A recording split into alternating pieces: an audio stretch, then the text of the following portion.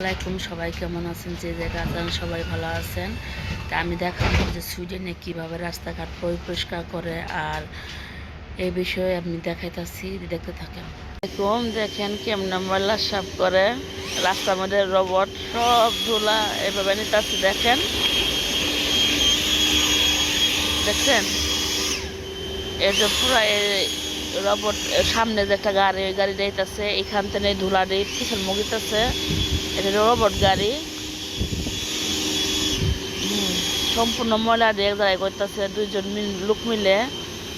প্রতিটি জায়গায় এরকম কমিউনিয়ন আছে। এই কমিউনিয়ন থেকে এরা মনে করে রাস্তাঘাট প্রতিদিন পরিষ্কার করে।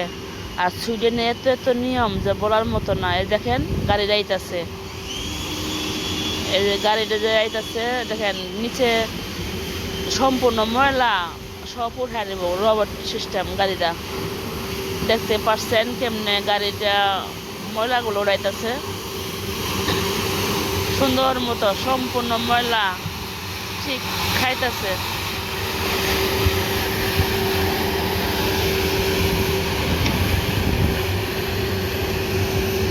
দেখছেন কত সুন্দর পরিষ্কার,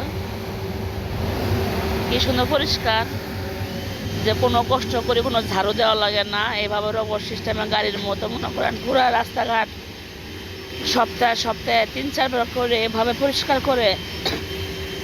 এইভাবেই তো পরিষ্কার হলো ইমানের অঙ্গ।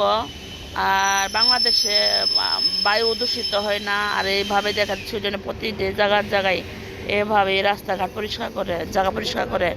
আর আমাদের বাংলাদেশে জানেননি, কি আর বলবো। তো সবাই ভালো থাকবেন। আসসালামু আলাইকুম। খোদা।